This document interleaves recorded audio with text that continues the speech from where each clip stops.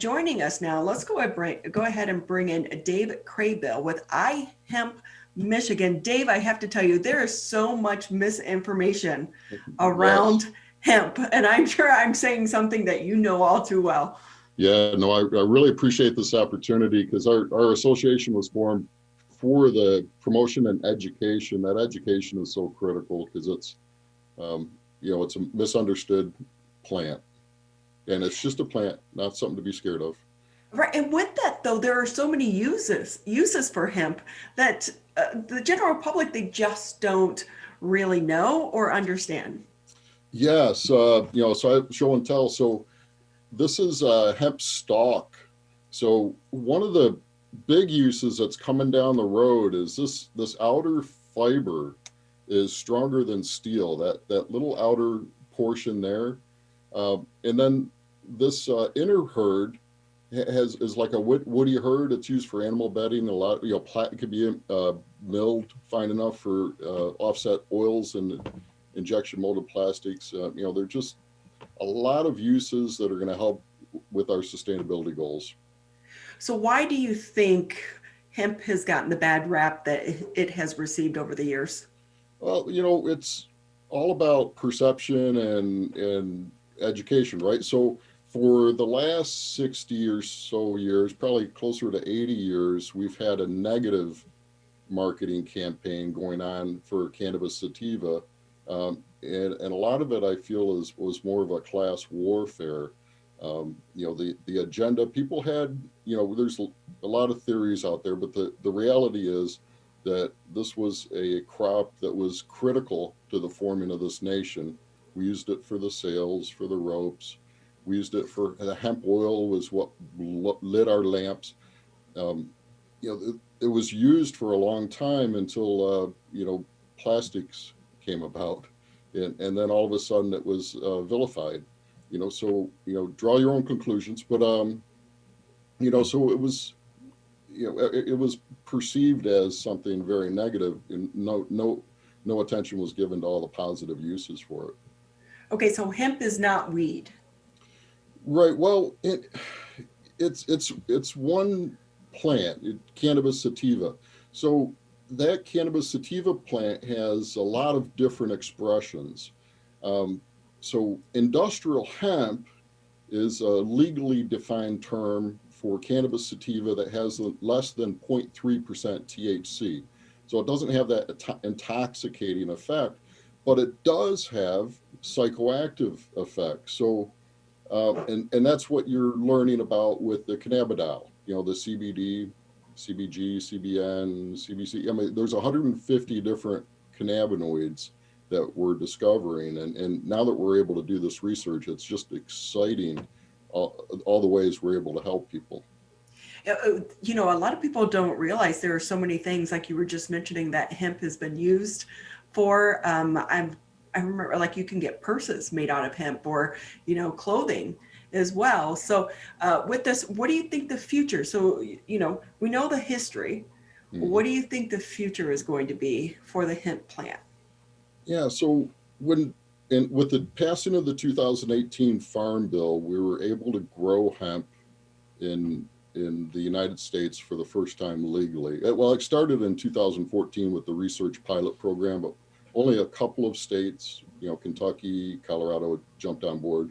2018 Farm Bill, um, the MDARD, Michigan Department of Agriculture and Rural Development, jumped on board and cleared a path for us to grow right away. I mean, it's just amazing. I should write a book. I need to buy Graham's book and write that book because it was just the last 2 years has just been an incredible journey.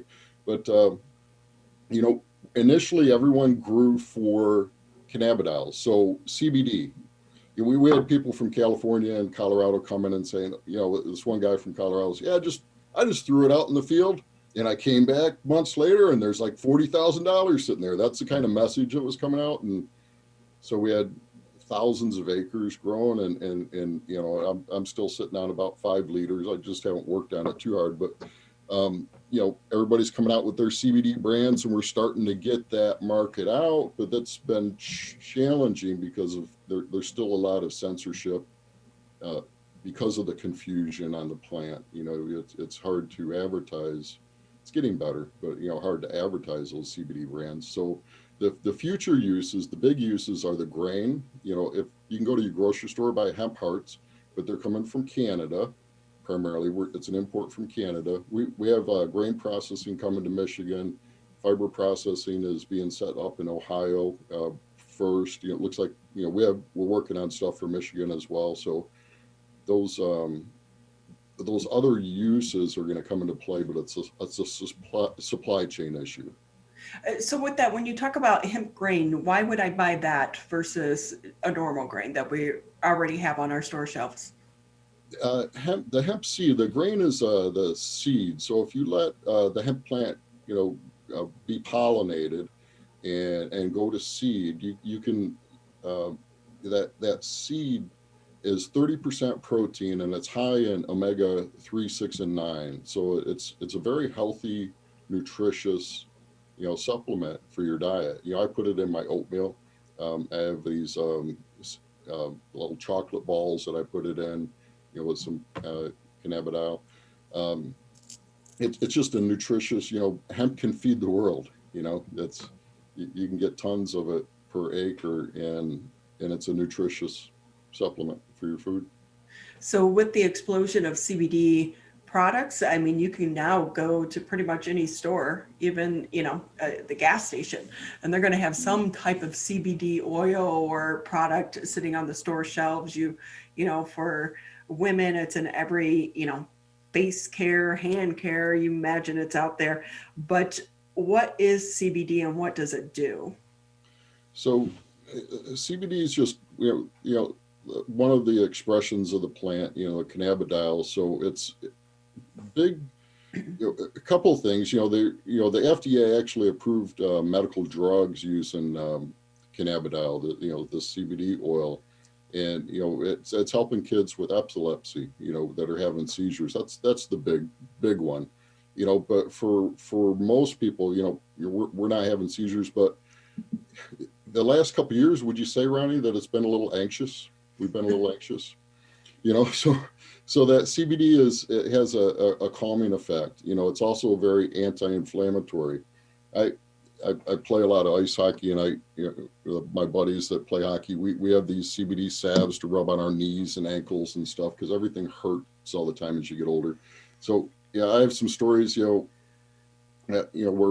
I've had customers that I know on the phone crying in pain, and it's like, David, can you help me? And I run some CBD out there, and they're like, oh wow, this is great. And they're doing it without taking opiates, so there's always a place, right, for the regular pharmaceutical industry, but here's a path for us to help ourselves, with a lot of these challenges. And but we just need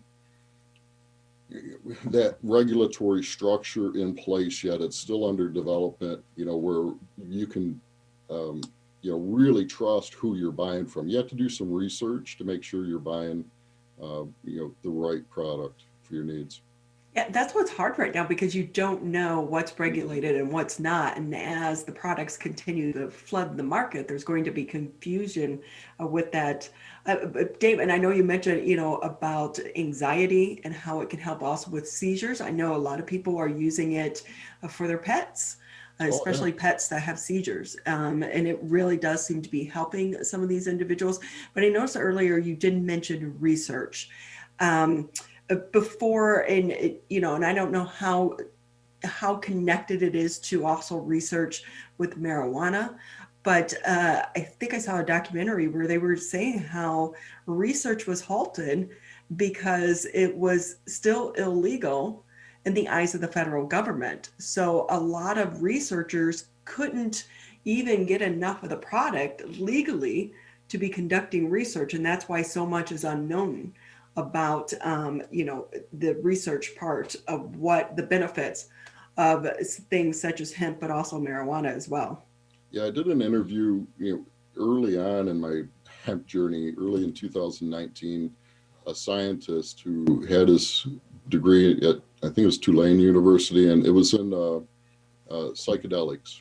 So and and he was doing this research, and he was able to get any kind of LSD or mushrooms or anything. He asked, there's one lab that had marijuana, and when they sent him the marijuana, it was in a jar of alcohol, ethanol alcohol, and he was told that he couldn't test it without the alcohol. I mean, that's how ridiculous it is. He could, just order up some mushrooms or whatever, but the marijuana, it's like, no, it was unreasonably restricted.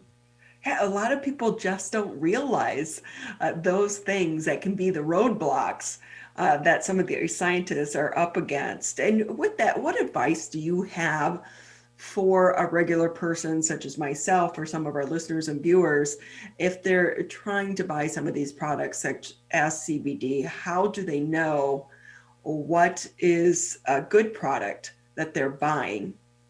Yeah, so that's so important on the labeling. So look for, read the label and do some research on the company that's selling it, because they should have what's called a certificate of analysis. We call it a COA in the industry, and it'll tell you actually the test results on the product. So there are test labs.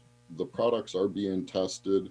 There's good formulators that are producing some really consistent products.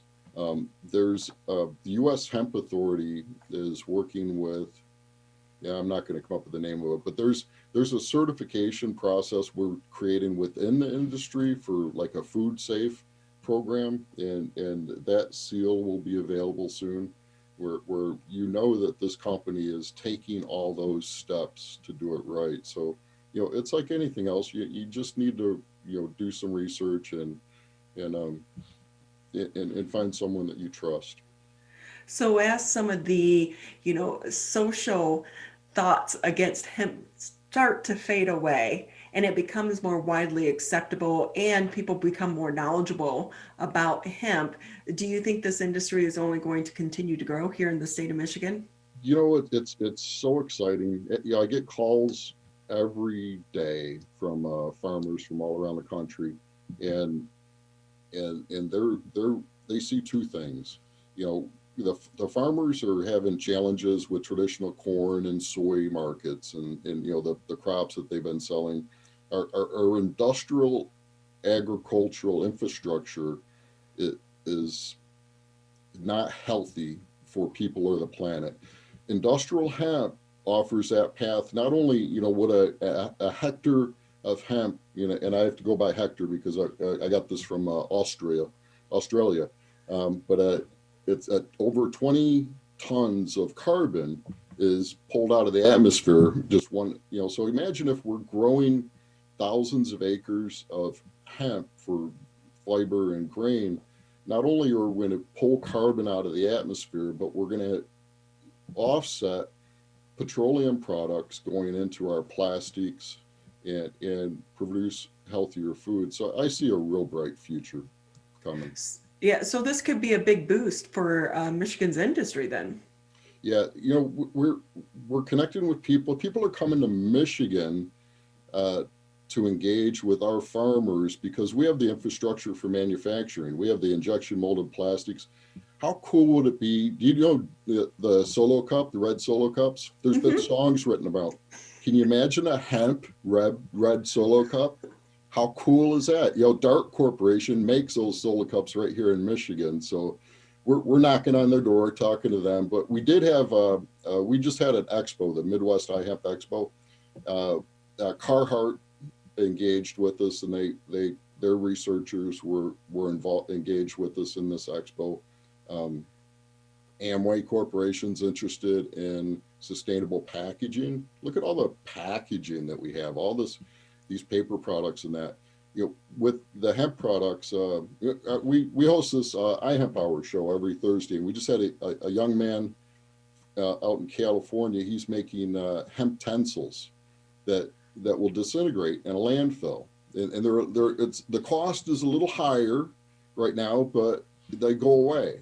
This plastic issue, which you talked about earlier on your show, is real, and hemp offers that path to fix that problem. So many possibilities with hemp. Dave Crabill with us here on the MegaCast. Dave, you're the expert in this arena. So anything maybe I didn't ask that you think our listeners and our viewers need to know?